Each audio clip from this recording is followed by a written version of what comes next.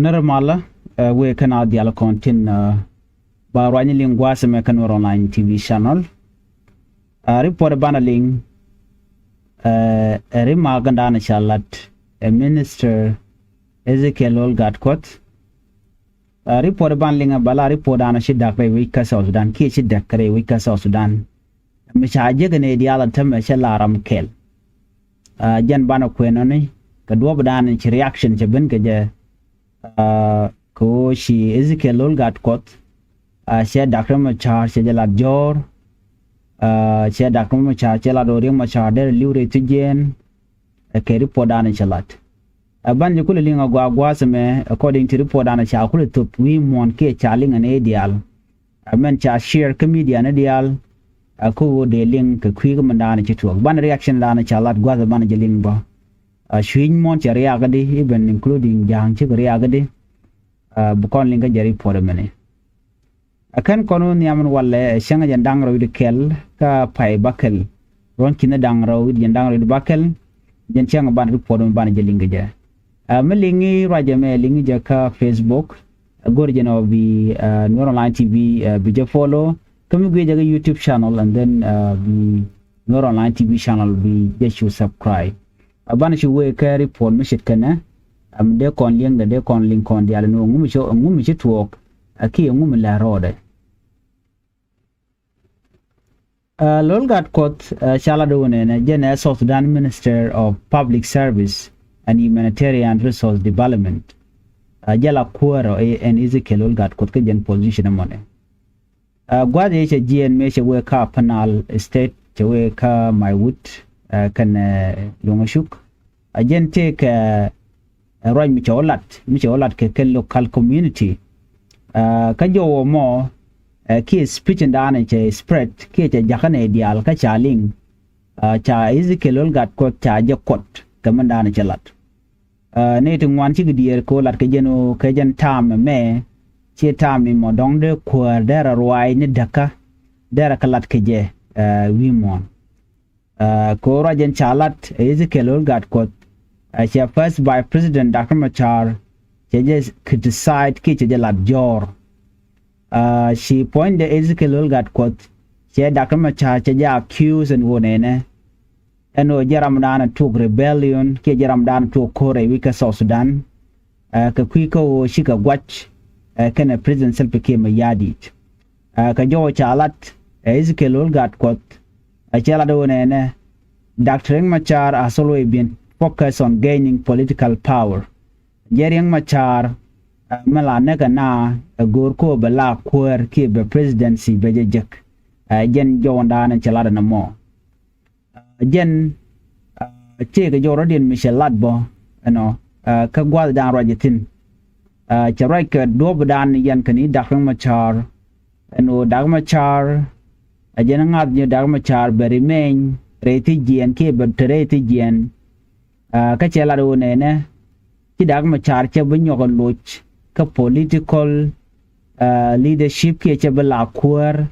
Kechabu Rod Bunyo Commedia Jarod a la politician. Cheesy Kilgar Coach Jomo Jalat George. Jering Macha remain Catigen, Kadoban Chalat Kija. A Nyokiano Ladbon Wonene, Ring Machar remain Catigen, a Kabalu Neretigen Ba. Chilulgat Coach Ladwonene, Jering Macha Chijat, a Kagalwa Mongwell. Jana Tijan won and a cup penal guade dan itikijetin according to the information and Anisha cheer can you a kel and yok. Jana Jugono nene Galwamong well mesha a cabinet shall lady Ya Jugono Cheluka Tijan. Cheluka Tijan Kadwire Kone Chaladico Shamana.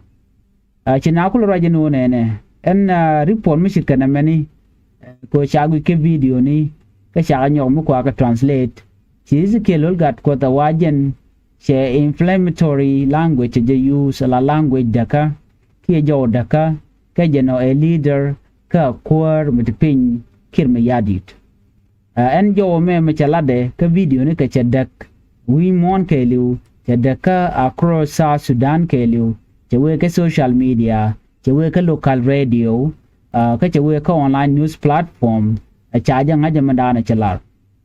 so en man chalat che reaction mi di che nong long ka je dang mi di che nong che daga mo che nong kam nentin konin chung ke kuma kirmi yadi la kuma dan tetin kana kuma mala kuma dak ma char la kuma spele ayo cha man dan chalat gwase me cha je condemn anetin wan cha jugo no ne mishilada ni nyudne da ki division mishala do ne me shi jenen de lat ki de la da kwar mishit ke Ezekiel gat ko shi netin kon tin la civil society organization shi ka riak long ka ta dana shi kan jo me shi kan linga je ka ta dana shi Ezekiel gat ko charai ke je ke chena cha ga da ke je netin wan chala do no ne me jo chalat wajen there political tension there increase kata dana charwa je kaje ka first by president ki inflammatory language dana che use and Ezekiel gat kot wache de go akaje long ke report dana chalat media ne dial ka chalat bo netin content la observer ki tin la gwech no chalat de ne government officials wa de ko de nan ka language mi shit kano mi kanet goro bi so dan but take peace ki be take mal the no began ngot ku can increase the tension ray which ka so dan which mi moment ray kur ki mi tchunga ka jan gwasmeni chala de joje no ne mi chira mi sha mo ka ngade ka kwar ka jan public servant ka we inflammatory language we use mi chet kano wajen area da chalaro ni wala je ka long wachen we come down to tendere bin pin ka president dana be ka citizen ka ta dana sherien mi shore lot chelat ke jem gwan mi mo which we kamero ale one language mi shikano ke roj mi shikano money wa chi roj mi gwa roj mi jet ngai kon di also Sudan tere kurantama she stable ke telemal mi gwa mditin so mi che berar ke jodan chi berar ke je ka chari court wana me ke future there baje lon ke kuma so Sudan ko den yam wa there increase the tension ke there increase the core adene to wanda ga jako dong ade ga jochi gunten kon tigatin ta kwi core money ai kon so Sudan kula recover ni gen men chala longwa su me kace na ga ke je ku kwi su kulol gat ko Ezekiel gat ko ta kon aram kel ka kuma ke ka pada SPL ayo me daga pin ken daga pin ke jen 2016 me ci kor me ci tore wi ke juba gwaze ci sabke me yadit ci ga gwaje nyokene Dr. Macha angwase mo chulol gat ko kana taban chu do re wich ajen do be dan edut keke and ka do dien chayo mulomo ka position ti dit tekaten and right now chala do ne mulat ken shit ka toni lo lat ken Dr. Macha jor de la political ideas ten kono gor kono ba kono ka parliament kirm yadi ten news kana support den ke kuma kirm yadi chakula do ne me shi jala chongone ko Dr. Macha me yan ka je ka kure da ne ci to ka Nasir ka shi kor mitetin ba ken wer wai army gwaitoni ke dinin kontila dini SS PDF chakula la duide ka ci Dr. Macha ce la da jojin odi antele connection negative connection ken wer wai army kon wer wai army teram ku go control la kana act depending on how they see things michigan do nen lo we jek buka rodian gang so agenta da to tele kuma spele ayo tele jeteten ka kuje mo lol gat ko gwade da me te pin Dr. Macha me cha yen ke 2014 me wa tan kamal ana chireng Macha shelok first by president Dr. Macha shelar no tele mal me batan mu ka na sha Ezekiel gat ko cha jelo cho George no Reng Macha a leader mu gwa mu dier Canadian kono ti pinde antame mu kuna la gai o do da na chi Ezekiel gat ko chele ben akaje kata da na dong she kuma kim yadi no che je join so na me amle roda disagreement wa mu che joy kam dun shi ablan rudun jor kata da na chalat ke ki braden bi guje no dere liu shit ka gwade dan Ezekiel gat ko da lum che kum ba che jala jor ne ko gwase dan me kan we ko kuma she self came yadi chole dictator ya cholo self came yadi dum she kum Uganda she che jen wi kwam ko juba to ga rutin ga dicha record kwala kujino elo yala ti pai bene dong koko ne roko dong she goro dong da la ramimo mi dong de nyok ko de jo ko position dan tetin ko shagu jeno re wi ke so Sudan mu goro jeno bitika position mi dit ana bi Dr. Macha bi di la jor no be deal ke decide ke do dan la jor ke jenden ba ju kulu mo ke that position so no mo amila road ngai kon diale yen dag ma char jere ge dan ji tuok no wal me ji tuok nasser right now ngai kon en court case ngore we ko nyam ki look ko reng ma char lo ke je ke jen me dan ji tuok nasser wa ka le guje no me ke ne to mo chi participate ke kan ga participating and then ba kula ngach no ngora kwa la collect ne bideni and it kon la judges ke je look after that me gonna complete they will come out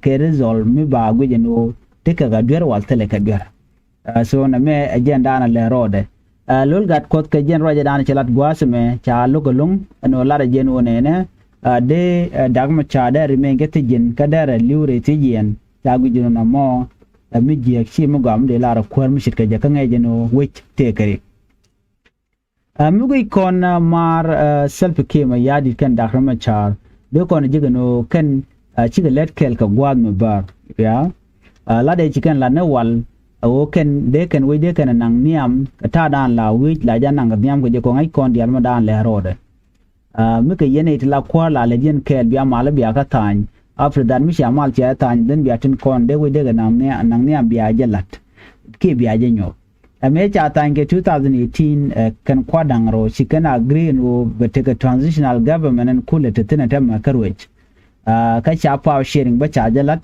But after that, Chikir Miyadi Teben taken young at Koki and Chibugorno Woje. Kade Kone Chakul Ladino de Lalet, Jaganyo Woje, and a more just loache no can content a part SPLA IO.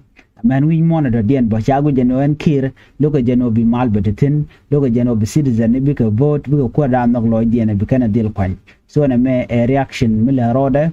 Geno Qualgino Kir is not ready, Koki Mala, ko desol dander away, Raymala.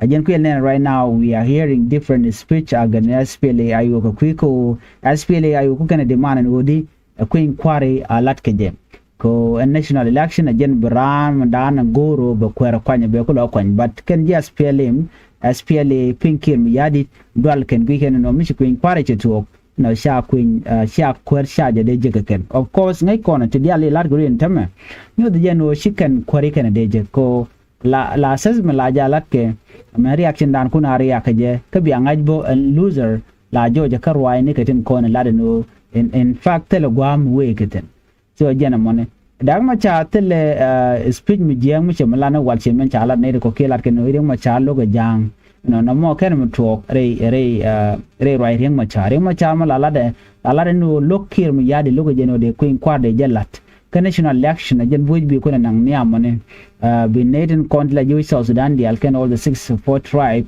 biko kwer nok loidi and bikane shukwan baname cha nok nga cha nok self kimi yadi so again do badan bing mane keje chikon shunga je no right now ring ma cha jare tijen ka benda rar chemen cha la dongdar brar very soon kata dan and she Africa Union delegation chiko chubro yike juba kaje we no ba president kir ring ma char ba jolo bugu re mal ko it is the only option right now otherwise but a kor ngwana butu ka kan korpen tin be gwajen gwadan ban chung tin na me jira me jidit kan online TV channel ku je support ku je subscribe ku je follow mi gwe je ka Facebook gor no bu ka YouTube ka ulak tin ka subscribing ko jan gwadan la information ngala galak tin an ban nyo je ka na the report and get kamal bye bye